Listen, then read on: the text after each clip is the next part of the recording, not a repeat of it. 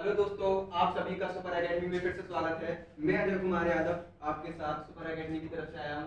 आज की चर्चा हम लोग भारतीय संविधान का एक परिचय, भारतीय संविधान का परिचय लेकर के आए हैं।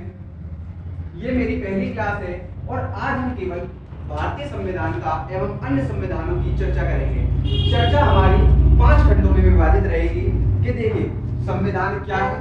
पहला, संविधान क्या है, पहला। दूसरा, भारतीय संविधान क्या है। तीसरा, संविधान को कैसे पढ़ें। सबसे बड़ी बात होती है कि संविधान को कैसे पढ़ें, ठीक है, कैसे पढ़ें। सबसे बड़ी बात भारतीय संविधान को कैसे पढ़ें। चौथा होता है सोर्स क्या होने चाहिए, ठीक है। चौथा है सोर्स क्या होने चाहिए, हमें किस किताब को पढ़ना चाहिए। देखिए किसी भी किताब को पढ़ने की जरूरत नहीं है। अगर आप इस चैनल से जुड़ रहे हैं तो आपको किसी भी किताब से जुड़ने की जरूरत नहीं है। यहाँ पर आपको पूरा भारतीय संविधान कवर करवाया जाएगा, उसके एक एक खंड को अच्छी तरीके से कवर करवाया जाएगा। पांचवी चीज आती है कि स्टडी टाइम कितना दे संविधान को या पॉलिटी को, तो उसकी भी हम चर्चा यहाँ पर करेंगे कि 1 घंटा पढ़े या 1.5 घंटा पढ़े या 2 घंटे पढ़े, तो उसको भी यहाँ पर आपके सामने डिस्कस किया जाएगा। तो देखिए पहली बात, अगर हम पहली बात करें तो सबसे पहली बात आती है इसमें कि संविधान क्या है। देखिए संविधान क्या है। अभी मैं भारतीय संविधान की बात नहीं कर रहा हूं, मैं केवल ये कहना चाह रहा हूं कि संविधान क्या है। तो देखिए संविधान क्या होता है, किसी भी देश के द्वारा बनाया गया नियम, कानून एवं अधिकारों का दस्तावेज।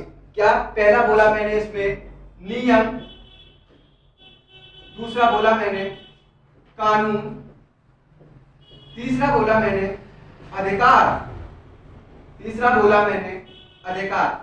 ये 3 चीज आपको पता होनी चाहिए कि किसी भी संविधान में ये 3 चीजें बड़ी ही मुख्य होती हैं। पहला नियम, दूसरा इसको बोलते हैं रूल, इसको बोलते हैं लॉ, इसको बोलते हैं राइट। अगर कोई इंग्लिश मीडियम का बच्चा भी है तो उसको मैं बता दूं, इसको रूल, इसको लॉ और राइट। ये तीनों चीजें संविधान के अंदर होती हैं। पहला नियम होगा, दूसरा कानून होगा, तीसरा उसके अंदर अधिकार दिए जाएंगे। अब हम बात करते हैं भारतीय संविधान की। तो भारतीय संविधान की अगर हम बात करें तो भारतीय संविधान में जो हमारा सेकंड पार्ट था, क्या था सेकंड पार्ट हमारा, कि भारतीय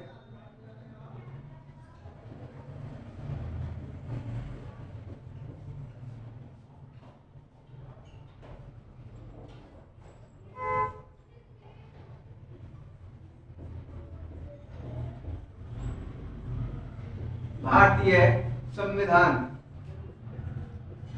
देखिए भारतीय संविधान, भारतीय संविधान में भी ये तीनों चीजें विद्यमान है। पहला इसमें रूल है, अर्थात इसमें नियम है।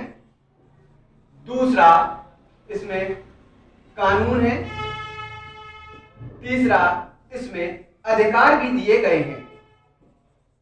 तो किसी भी संविधान की ये तीनों विशेषता होती हैं। अगर आपके एग्जाम के पॉइंट ऑफ व्यू से ये बहुत ही ज्यादा इंपॉर्टेंट है।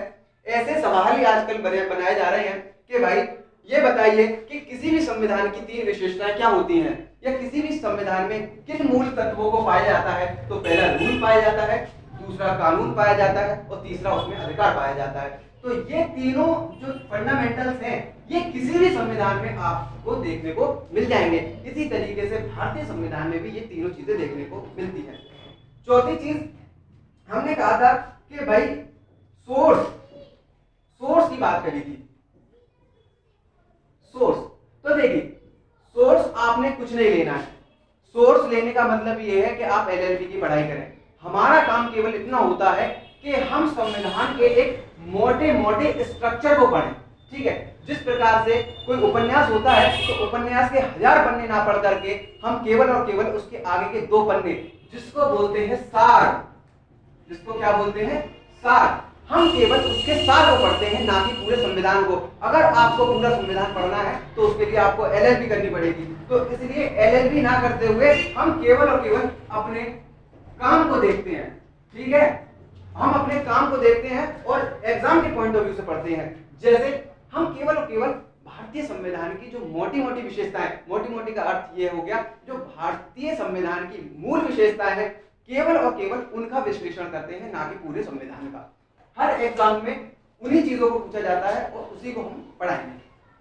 थर्ड आता है कि कितनी देर पढ़ें, भारतीय संविधान को कितनी देर पढ़ें। तो अगर आप दिन में 1 से 1.5 घंटा भी भारतीय संविधान को देते हैं या पूरे पॉलिटी सेक्शन को देते हैं तो भी ये आपका अच्छी तरीके से कवर हो जाएगा, बशर्ते आप क्लास को क्लास को देख करके तब किसी भी टॉपिक को पढ़ें, ठीक है। तो अब हम एक चीज देख लेते हैं इसमें कि आखिर भारतीय संविधान में है क्या क्या चीज, आखिर भारतीय संविधान में हमको क्या क्या पढ़ना है। तो देखिए, पहला हमको पढ़ना पड़ेगा भारतीय संविधान के अंदर संघ एवं इसका राज्य क्षेत्र। पहला हमको पढ़ना पड़ेगा संघ एवं इसका राज्य क्षेत्र। दूसरा बिंदु जो आएगा इसमें पढ़ना पड़ेगा हमको, जिससे आप बहुत अच्छी तरीके से रूबरू हैं, मौलिक अधिकार, जिसको हम अंग्रेजी में कहते हैं फंडामेंटल राइट्स। तीसरा हम पढ़ेंगे मौलिक कर्तव्य। चौथा हम पढ़ेंगे नागरिकता, जिसको इंग्लिश में बोलते हैं सिटीजनशिप। इंग्लिश में इसको क्या बोलते हैं? सिटीजनशिप। पांचवा हम पढ़ेंगे इसमें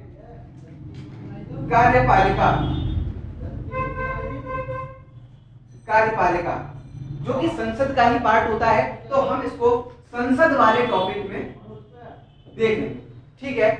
और कार्यपालिका के अंदर, संसद के पार्ट में ही हम इसको देखेंगे। कार्यपालिका के अंदर ही आपके राष्ट्रपति, प्रधानमंत्री और मंत्री परिषद, इसको भी हम इसी में ही पढ़ेंगे।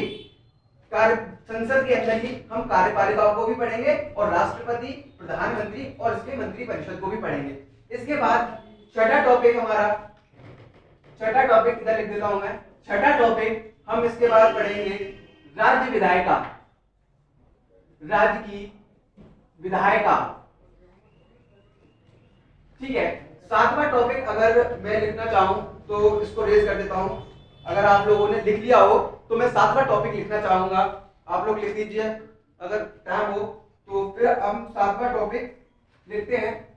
सातवां टॉपिक हम करेंगे न्यायपालिका और आठवां टॉपिक हम करेंगे पंचायती राज व्यवस्था। हम लोग आठवां टॉपिक क्या करेंगे? पंचायती राज व्यवस्था, जिसमें आपका नगरपालिका को भी हम, वैसे नगरपालिका अगर देखा जाए तो 9वां टॉपिक आपका बनेगा नगरपालिका का, इसमें हम लोग इसको सम्मिलित नहीं करेंगे, ठीक है। तो 9वां टॉपिक आपका नगरपालिका से आ जाएगा। तो ये हमारा 10वां अगर हम देखें तो हम पेपर्स में आए जितने भी क्वेश्चन हैं उनको सॉल्व करेंगे। इस तरीके से हम 10 खंडों में हमने अपना जो सिलेबस है उसको डिफाइन कर दिया है।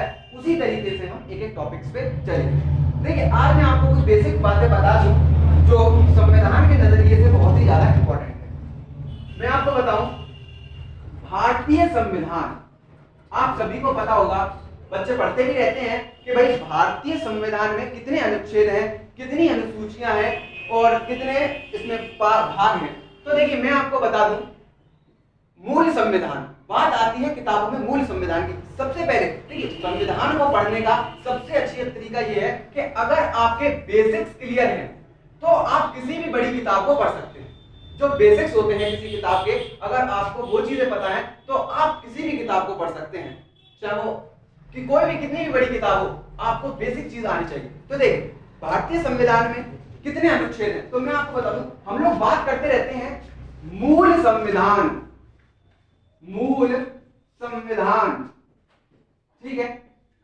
मूल संविधान। मूल संविधान का अर्थ क्या है? मूल संविधान का अर्थ क्या है? ठीक है, मूल संविधान का अर्थ यह है, देखिए 26 जनवरी 1949 को जो संविधान लागू किया गया था उसको हम लोग मूल संविधान कहते हैं। उसके बाद भारतीय संविधान में विभिन्न समयों पर विभिन्न सारे अनुच्छेदों में अमेंडमेंट किए गए। अमेंडमेंट का अर्थ होता है संशोधन। उन संशोधनों के द्वारा मूल संविधान को हम लोगों ने उसमें संशोधन किया है, तो अब वो मूल संविधान नहीं बचा। मूल संविधान कौन सा है, इस बात को लिख लीजिए। आपके एग्जाम के पॉइंट ऑफ व्यू से ये बहुत ही ज्यादा इंपॉर्टेंट है कि मूल संविधान किसको कहते हैं। तो ये बात बड़ी ही इंपॉर्टेंट है कि 26 जनवरी 1949 को जो संविधान लागू किया गया था उसको मूल संविधान कहते हैं, ना कि जो वर्तमान में संविधान है उसको हम लोग मूल संविधान कहेंगे। वो संशोधित संविधान है, उसमें अभी तक 2020 तक 104 संविधान संशोधन हो चुके हैं। तो मूल संविधान ये वाला है, ना कि वर्तमान संविधान। ठीक है, अब आपको बेसिक्स में और बता देता हूं, जो आगे की क्लासेस में आपको फिर मैं नहीं बता पाऊंगा, तो इसलिए इसी क्लास में आपको मैं डिफाइन कर देना चाहता हूं कि भाई आखिर में पॉलिटी की बेसिक्स क्या होते हैं या संविधान के बेसिक्स क्या होते हैं। जैसे देखिए भारतीय संविधान, अगर मैं भारतीय संविधान में अनुच्छेदों की बात करूं, मूल संविधान की बात कर रहा हूं मैं अभी। इस चीज को बड़ा ही नोट करके रखिए भाई, इसमें मैंने मूल संविधान वर्ड जोड़ दिया है। ठीक है, वर्तमान संविधान नहीं, मूल संविधान की बात करी गई है मैंने। तो अगर मूल संविधान में अगर आप अनुच्छेद देखेंगे तो मूल संविधान में अनुच्छेद है 395 अनुच्छेद। ठीक है भाई, अगर आप मूल संविधान में देखेंगे तो 395 अनुच्छेद हैं। और अगर आप अनुसूचियां देखेंगे, अनुसूचियां अगर आप अनुसूचियां देखेंगे मूल संविधान की अनुसूचियां, तो आपको 8 अनुसूचियां देखने को मिल जाएंगी। ठीक है, और अगर आप भाग देखते हैं तो भाग हो जाएंगे आपके 22। भाग कितने हो जाएंगे? 22। अनुसूचियां कितनी हो जाएंगी? 8। और अनुच्छेद कितने हो जाएंगे? 395। अब आ जाती है कि कुछ लोग कहते हैं भाई कि अब अनुच्छेद, अगर वर्तमान स्थिति निकाली जाए अनुच्छेदों की, मैं यहां पे लिख देता हूं वर्तमान, इन प्रेजेंट टाइम। ठीक है, अगर कोई इंग्लिश वाला हो गई तो इसको देख ले, प्रेजेंट टाइम में कितने अनुच्छेद हैं। तो प्रेजेंट टाइम में आपको बता दूं कि अनुच्छेद हो गए हैं 470 अनुच्छेद हो गए। ठीक है, मैं अभी बात बताऊंगा आपको कि 470 अनुच्छेद हो गए हैं। अनुसूचियों की संख्या, इसको मैं डिफाइन कर देता हूं। अनुसूचियों की संख्या हो गई है आपकी 12। भरता के 12 हो गई है, वहां 8 है, यहां पर 12 है। और अब मैं आपको बता दूं सबसे आगे भाग हो गए हैं अब 25। भाग कितने हो गए हैं अब? 25। अब मैं आपको एक फंडामेंटल इसमें यह बताता हूं कि देखिए, अगर आपसे कोई पूछे अब कि वर्तमान समय में मूल अनुच्छेद कितने हैं, ठीक है, अगर मैं वर्तमान अनुच्छेद पूछूं तो देखिए कितने होंगे। वर्तमान अनुच्छेद भी, अगर मूल अनुच्छेद वर्तमान में पूछूं तो भी 395 ही रहेंगे। इसको 470 नहीं लगाओगे आप। क्यों? क्योंकि वर्तमान में देखिए, अगर अनुच्छेद देखा जाए, पहले मूल संविधान में, मैं इसको रफ कर देता हूं फिर आपको समझाता हूं। मूल संविधान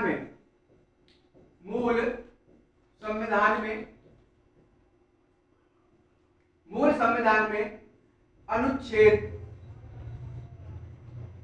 21 था। मूल संविधान में अनुच्छेद 21 था। अब अनुच्छेद वही है, इसके भाग को बढ़ा दिया गया है। केवल और केवल क्या कर दिया गया है? इसके भाग को बढ़ाया गया है, अनुच्छेद कर दिया गया है 21A। तो ये जो मैंने 470 संख्या लिखी थी, ये कोई नया अनुच्छेद ना डाल करके अनुच्छेद का उप अनुच्छेद किया गया है। इसी तरीके से अगर आप मूल अनुच्छेद अभी भी देखेंगे तो मूल अनुच्छेद अभी भी आपको 395 ही नजर आएंगे। उसके अंदर भाग जोड़े गए हैं, छोटे छोटे क्लॉज। देखिए संविधान के अंदर होता है, एक होता है क्लॉज, ठीक है। जैसे मैंने 21A, तो ये 21A को कहेंगे हम लोग 21A का क्लॉज ए, 21A का क्लॉज ए। अगर मैं 21A के अंदर ही कर दूं पहला, तो अब हम इसको कहेंगे संविधान के अनुच्छेद 21A के क्लॉज में सब क्लॉज 1, इसको क्या बोलेंगे? इसको बोलेंगे हम लोग सब क्लॉज, इसको बोलेंगे सब क्लॉज, ठीक है भाई। इसको बोलेंगे क्या? क्लॉज। और अगर इसके अंदर भी कोई भाग हो जाता है तो इसको बोलेंगे संविधान का सब क्लॉज, ठीक है भाई। तो इसी तरीके से संविधान में अभी भी मूल अनुच्छेद जो है वो 395 ही है।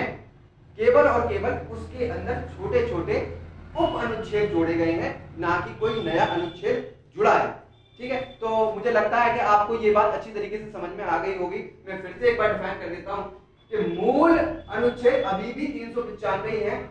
इस तरीके से एक अनुच्छेद के अंदर पॉइंट्स डाल करके उनको बढ़ा दिया गया है, केवल और केवल, ठीक है। आगे चलते हैं। इसी तरीके से मैं आपको भागों के बारे में बताता हूं।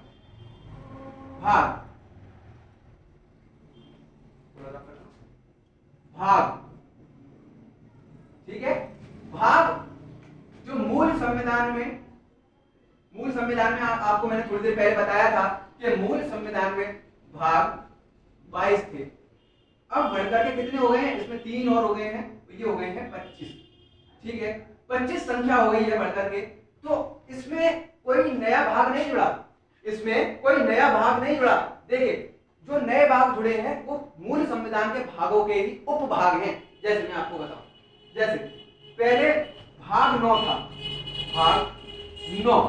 पहले क्या था? मूल संविधान का। ये बात हमेशा याद रखनी है आपने कि मूल संविधान में कितने भाग थे? आपको 22। मूल संविधान का भाग कितना था? 9। इसमें संविधान संशोधन करके इसके भाग को 9A बना दिया गया, इसमें 9A जोड़ दिया गया। अब संख्या कितनी हो जाएगी? 22 + 1 = 23। अब देखिए एक और संविधान संशोधन किया गया। फिर हमने इसको 9B, इसमें एक और भाग जोड़ दिया गया। अब 23 + 1 = 24 संख्या हो गई, ठीक है। 9 के अंदर हमने 9A जोड़ा, 9B जोड़ा। फिर देखिए आपको बताता हूं, पहले मूल संविधान में भाग 14 था, फिर हमने संविधान संशोधन करके भाग 14 में एक और जोड़ दिया, तो हमने कर दिया 14A। अब देखिए 24 + 1 = 25, जो कि वर्तमान संख्या है, ठीक है भाई। तो इस तरीके से अनुच्छेद भी वही है, भाग भी वही है, केवल उसके उपभाग और उप अनुच्छेद जोड़े गए हैं। हालांकि अनुसूचियां अलग से जोड़ी गई हैं, ठीक है। तो आज की क्लास हम लोग यहीं समाप्त करते हैं। अगली क्लास में मिलेंगे आपसे एक नए टॉपिक के साथ।